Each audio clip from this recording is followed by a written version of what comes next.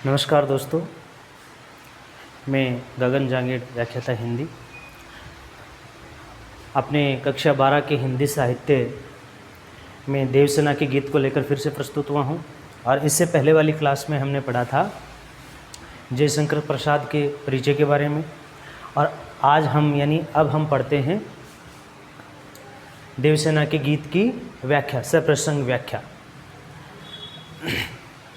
तो हम बात करते हैं देवसेना के गीत पर कि देवसेना के गीत जो है वो, ये जो कविता है वो एक गे कविता है प्रसाद जी की, जो इनकी रचना स्कंदगुप्त जो इनका नाटक है उससे लिया गया है। और देवसेना मालवा के राजा बंधु वर्मा की बहन है जो स्कंदगुप्त से प्रेम करती है, परंतु स्कंदगुप्त उसे मिल नहीं पाता है। और जीवन के अंतिम पड़ाव पर जब स्कंदगुप्त अपना प्रेम प्रस्ताव देवसेना के पास भेजता है तो देवसेना उसे अस्वीकार कर देती है। और अस्वीकार करने के बाद भी वो दुखी रहती है, क्योंकि उसे जो वो सब कुछ भूल चुकी थी, तब उस प्रस्ताव ने वापस से उसके हृदय में वो हलचल पैदा कर दी, वो यादें वापस पैदा कर दी। उसके हृदय में एक हलचल सी मच जाती है और वो उस प्रस्ताव को अस्वीकार करके मन ही मन सोचती है कि जिसको मैंने उम्र भर पाने की चाह रखी और जब वो मेरे पास आया तो मैंने उसे वापस से लौटा दिया, तो फिर अब मैं क्यों उदास हो रही हूँ। तो अपनी उसी वेदना को वो इस गीत के माध्यम से प्रकट कर रही है। और यहीं से तब वो ये गीत गाती है कि आह वेदना मिली विदाई। तो यहाँ देवसेना कि आह वेदना मिली विदाई, मैंने भ्रमवश जीवन संचित मधुकरियों की भीख लुटाई। आह वेदना मिली विदाई, मैंने भ्रमवश जीवन संचित मधुकरियों की भीख लुटाई। यहाँ देखो, मधुकरियों, मधुकरियों का मतलब होता है भिक्षा। संचित, संचित का मतलब होता है एकत्रित। मैंने वहाँ पे शब्दार्थ लिख रखे हैं, देख सकते हो। तो संचित का मतलब है एकत्रित और मधुकरियों का मतलब है भिक्षा। तो मूल रूप से तो यहाँ पर कवि जयशंकर प्रसाद देवसेना गीत के माध्यम से अपनी ही व्यथा प्रकट कर रहे हैं, लेकिन यहाँ देवसेना जो है वो कह रही है कि आह, आह का मतलब ये एक दुख बोधक, विषाद बोधक, विस्मयादि बोधक, आह एक विस्मयादि बोधक शब्द है जिससे दुख का भाव पैदा हो रहा है, कि वो वेदना प्रकट कर रही है कि आह वेदना मिली विदाई। देवसेना कहती है, अपने मन में सोचती है कि मुझे अपने जीवन के अंतिम समय पर भी वेदना ही मिली है, दुख ही मिला है, कि जीवन के अंतिम समय पर भी मेरा जो है दुखों से छुटकारा, कि मुझे दुखों से छुटकारा नहीं मिला, अंतिम समय पर भी मुझे केवल वेदना ही मिली है। मैंने ब्रह्मवश जीवन संचित मधुकरियों की भीख लुटाई। अब यहाँ ध्यान देने वाली बात है कि जब वो जीवन के अंतिम पड़ाव पर होती है और वो ऐसा महसूस करती है कि मुझे तो जीवन के अंतिम समय पर भी केवल वेदना ही मिली है, कष्ट ही मिले हैं, ये क्यों मिले, उस पर वो विचार कर रहे कि मैंने ब्रह्मवश जीवन संचित मधुकरियों की भीख लुटाई। वो अपने मन ही मन में सोचती है कि जब मैं यौवन काल में थी, युवा अवस्था में थी, जवान थी, तब मैंने भ्रम में पढ़ करके, तब मैंने भ्रमवश भ्रम में पढ़ करके जीवन संचित केवल अभिलाषाओं, आकांक्षाओं को ही एकत्रित किया, इच्छाओं को ही एकत्रित किया। और जो उस समय मेरे द्वारा किए गए क्रियाकलाप थे, उसको देवसेना ने जो अपनी युवा अवस्था में जो क्रियाकलाप किए थे, जो नादानियाँ की थी, जो गलतियाँ की थी, उस पर वो अब पश्चाताप कर रही है। और वो कह रही है कि मैंने उस समय तो भ्रमवश केवल भिक्षा ही लुटाई है, मधुकरियों को ही बांटा, यानी भिक्षा ही बांटी है, कोई अच्छा कार्य नहीं किया। तो युवा अवस्था में किए गए अपने कार्यों को वो एक सामान्य श्रेणी में रखती है कि मैंने उस समय कुछ नहीं किया, केवल अभिलाषाओं को पाला, इच्छाओं को पाला और उन्हीं को भिक्षा में लुटा दिया। छल छल थे संध्या के श्रमकण, छल छल थे, यहाँ देखो पुनरुक्ति है। छल छल थे संध्या के श्रम कण, श्रम कण का मतलब होता है परिश्रम के कण, यानी पसीने की बूंदें। आंसू से गिरते थे प्रतिक्षण, प्रतिक्षण का मतलब है हर पल, हर क्षण, लगातार, अनवरत रूप से। तो यहाँ पर देवसेना कहती है कि छल छल थे संध्या के श्रम कण, कि मेरा जीवन जो है वो अपने जीवन की संध्या की बात कर रही है कि मेरे जीवन की संध्या हो चुकी है, मेरा जीवन अब जो है ढल चुका है। और जिस प्रकार कि सुबह से लेकर शाम तक काम करने पर व्यक्ति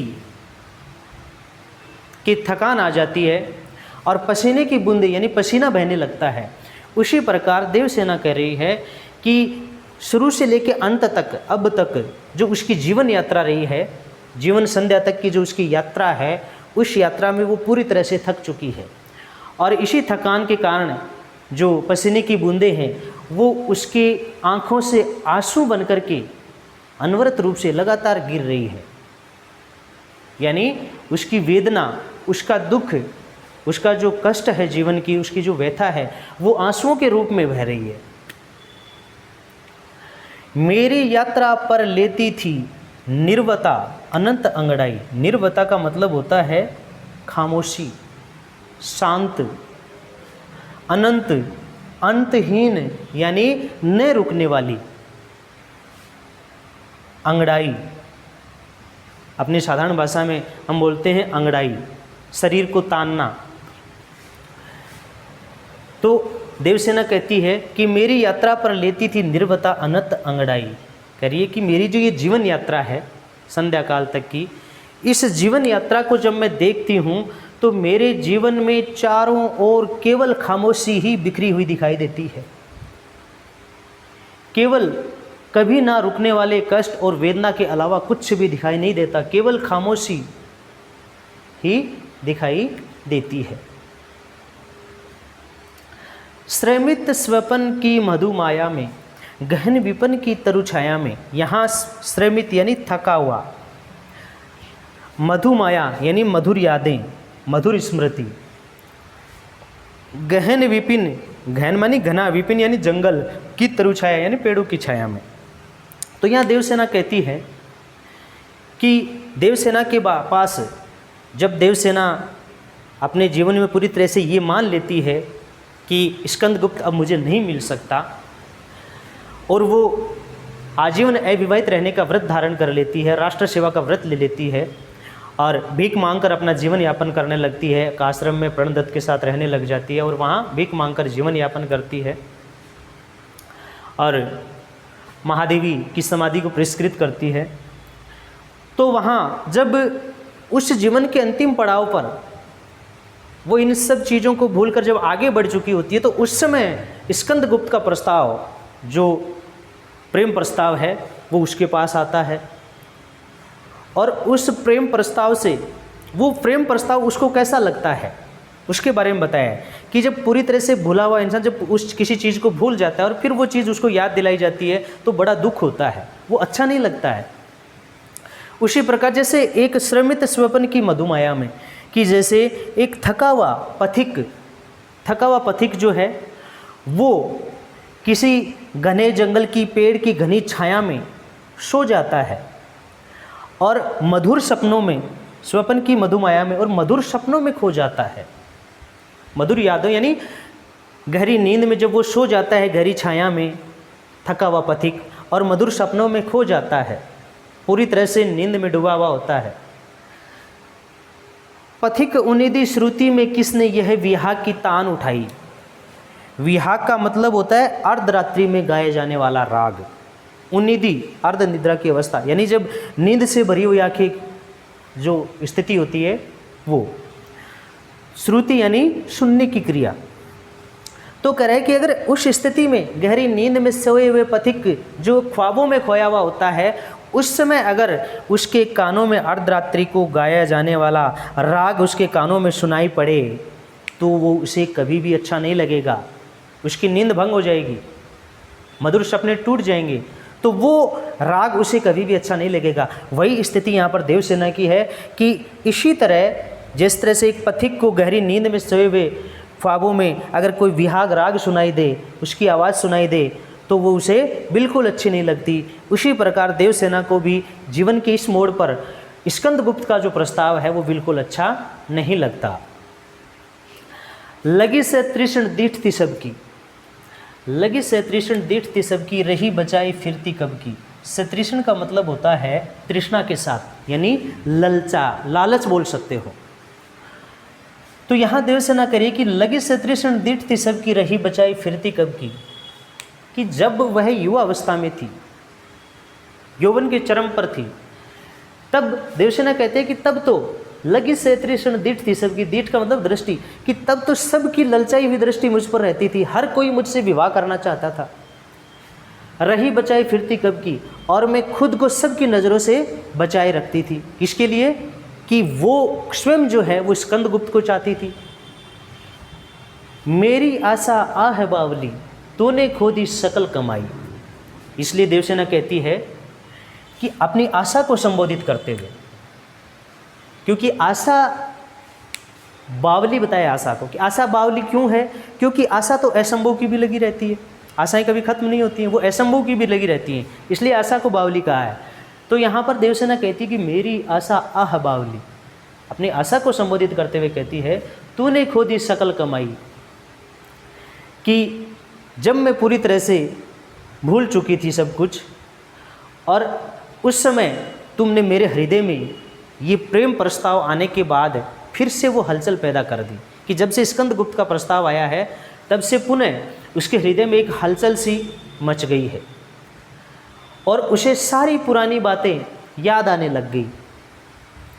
तो वो अपनी आशा को संबोधित करते हुए कहती है कि हे आशा, तूने मेरे जीवन की समस्त कमाई को खो दिया, कि जो प्रण मैंने लिया था, जो व्रत मैंने धारण किया था, वो मेरे हृदय में पुनः हलचल पैदा करके तूने तोड़ दिया। इसलिए मैंने अपने जीवन की सारी कमाई खो दी, कि जिस प्रेम को मैं पाना चाहती थी वो प्रेम चलकर मेरे पास आया और मैंने उसको मना कर दिया, तो मैंने अपने जीवन की सारी कमाई को खो दिया। चढ़कर मेरे जीवन रथ पर प्रलय चल रहा अपने पथ पर। आगे देवसेना कहती है कि प्रलय चढ़कर मेरे जीवन रथ पर प्रलय चल रहा अपने पथ पर। देवसेना कहती है प्रलय का मतलब होता है विनाश, प्रलय का मतलब है विनाश। देवसेना कहती है कि मेरे जो जीवन रूपी जो रथ है, कि प्रलय चल रहा अपने पथ पर, पथ यानी रास्ता, मैंने चढ़कर मेरे जीवन रथ पर, यहाँ देखो रूपक है, तो देवसेना कहती है कि मेरा जो जीवन रूपी रथ है उस पर प्रलय सवार है, क्योंकि उसके जीवन का यानी जीवन काल की संध्या हो चुकी है, जीवन के अंतिम पड़ाव पर है। तो वो कह रही है कि मेरे जीवन रूपी रथ पर तो प्रलय सवार है, जो अपने मार्ग पर आगे बढ़ रहा है, यानी अंतिम समय नजदीक आ रहा है। फिर भी मैंने निज दुर्बल, निज यानी अपनी, दुर्बल यानी कमजोरियां, उससे हारी होड़ लगाई। फिर भी मैंने, देवसेना कहती है कि फिर भी मैंने अपनी कमजोरियों को जानते हुए, कि मुझे अपनी कमजोरियों को अच्छी प्रकार से, यानी अपनी कमजोरियों का अच्छी प्रकार से पता है, मैं अपनी कमजोरियों को जानते हुए भी और अपनी हार को निश्चित मानते हुए भी, कि मुझे पता है मेरी हार निश्चित है, मेरी कमजोरियों का भी मुझे पता है, फिर भी मैंने उस प्रलय से संघर्ष किया, फिर भी मैंने उस प्रलय से क्या किया, उससे हारी होड़ लगाई। हार निश्चित होने के बावजूद मैंने उससे संघर्ष किया, हार नहीं मानी, कि पराजित होने की, कि पराजय का पता होने के बावजूद, अपनी कमजोरियों का पता होने के बावजूद मैंने प्रलय से संघर्ष किया, कभी हार नहीं मानी जीवन में।